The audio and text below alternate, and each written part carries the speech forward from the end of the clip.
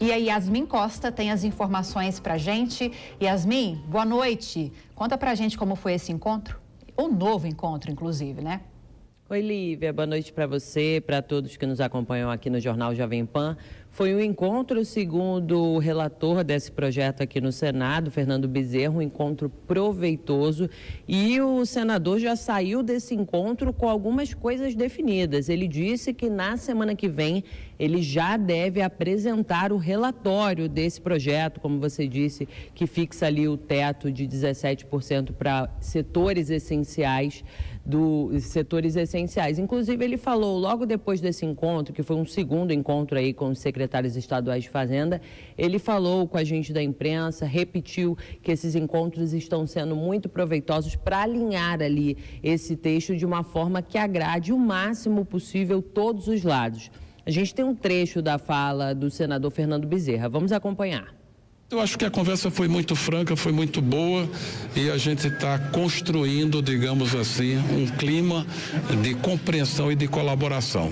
Não temos nada fechado, não tem nada decidido, não tem nada definido, apenas uma boa impressão da reunião, uma boa impressão da disposição de se construir um acordo, prestigiando a deliberação da Câmara e prestigiando as decisões tomadas pelo Supremo Tribunal Federal. Vamos lembrar, né, Lívia, que a gente está falando de teto aí do ICMS. O que é esse projeto que está sendo discutido aqui no Senado, que ele já passou pela Câmara? Esse projeto estabelece a inclusão de, por exemplo, energia, telecomunicações, transporte e combustível na lista de itens essenciais que tem como teto 17% a alíquota do ICMS. Para essa reunião de hoje, os secretários estaduais de Fazenda, eles trouxeram 7 propostas de alteração nesse texto, mas o relator, o senador Fernando Bezerra, disse que diante do que está sendo negociado com o governo, somente 4 dessas propostas, que ele não quis adiantar muito para a gente da imprensa, mas somente 4 estariam ali alinhadas com toda a discussão que ele tem feito. Inclusive, Fernando Bezerra disse que hoje se reuniria com a equipe econômica para passar todas essas alterações que são sugeridas pelos secretários estaduais de Fazenda. A gente também separou esse trecho da fala de Fernando Bezerra para a gente acompanhar.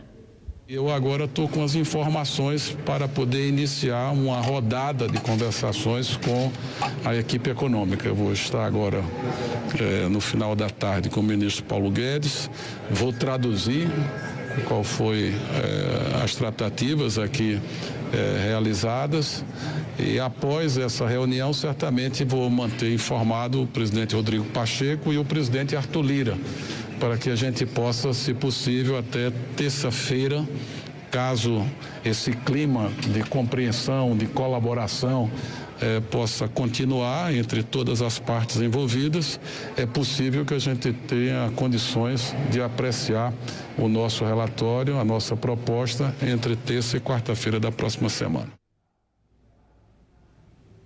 Um ponto importante, Lívia, a questão do gatilho de 5%, que seria ali uns 5%, se a arrecadação dos estados fosse menor, 5% por conta desse teto do ICMS, teria ali um gatilho que a União iria compensar essa queda na arrecadação dos estados. Segundo o relator dessa proposta, os estados e o governo, porque isso não agrada ao governo federal, que teria que arcar aí com essa despesa, mas os estados ali já estão sinalizando que podem também concordar com essa retirada. Inclusive, o senador Jean Paul Prats, que é um parlamentar aqui muito envolvido com essa questão do ICMS, dos combustíveis, relator aqui de uns projetos de lei que tratam desse assunto, ele falou que essa questão do gatilho é o ponto-chave para que todo o trâmite, toda a negociação caminhe. A gente também separou uma fala do senador Jean Paul Prats. Vamos acompanhar.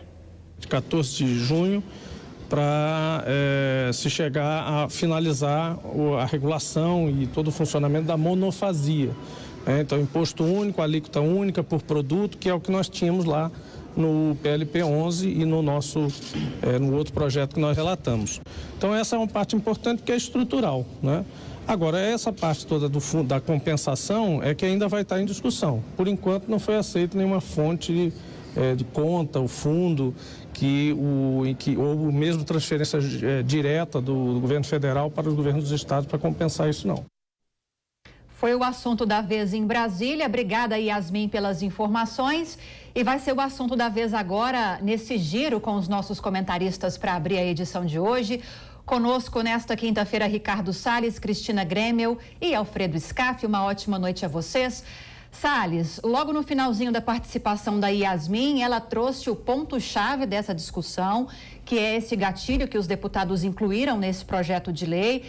Se houver uma perda de arrecadação acima de 5%, a União compensaria com abatimento em dívidas com o governo federal e, pelo jeito, essas lideranças estaduais já sinalizaram que podem desistir dessa cobrança, dessa exigência. Se isso realmente se concretizar, teremos um acordo? Olha, é bom que haja um acordo, porque a população brasileira está precisando realmente de uma redução, não é, dos valores dos combustíveis. E a única maneira de fazer isso, sem interferir no preço, é ou criar subsídios, que nunca é bom, e tampouco aumentar, vamos dizer assim, a forma, né, o prazo de reajuste. Então tem que fazer onde tem sobra. Onde tem sobra? No volume de recursos que os estados acumularam. Com o aumento de arrecadação do ICMS do ano passado para esse, de janeiro a março, 32 bilhões de reais a mais nos cofres estaduais, que se somam, por sua vez, ao que eles estocaram de dinheiro do governo federal em razão das transferências para o Covid, que somaram praticamente 1 bilhão de reais. Portanto, 1 trilhão de reais, perdão. Então, esse é o volume mais do que suficiente para que os estados possam fazer a redução desse ICMS escorchante que é cobrado sobre os combustíveis. Realmente é um absurdo. Há estados que cobram 34% de ICMS sobre o valor do combustível.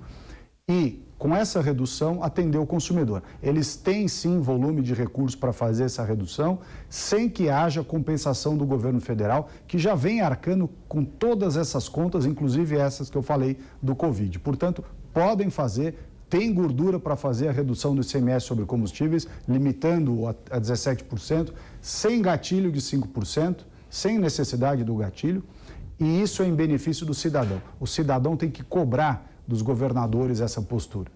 Agora, Alfredo Scaff, no meio de toda essa discussão em Brasília, hoje aconteceu o Dia Livre de Impostos em várias regiões aqui do Brasil, postos de combustíveis e estabelecimentos comerciais diversos comercializaram produtos tirando os impostos da conta ao consumidor, ou seja, os próprios estabelecimentos vão bancar ou estão bancando já esses impostos. Em Brasília, por exemplo, a diferença no preço do combustível chega a R$ 2,00. Se lá em média é cobrado uns R$ 7,00 o litro da gasolina, sem os impostos esse valor chegou a R$ 5,00.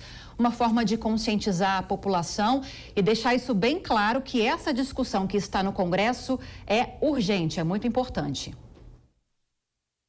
Boa noite, Lívia. Boa noite, Cristina, Cris Grêmio. Boa noite, Ricardo Salles, meu amigo. Olha, Lívia, você pontuou muito bem.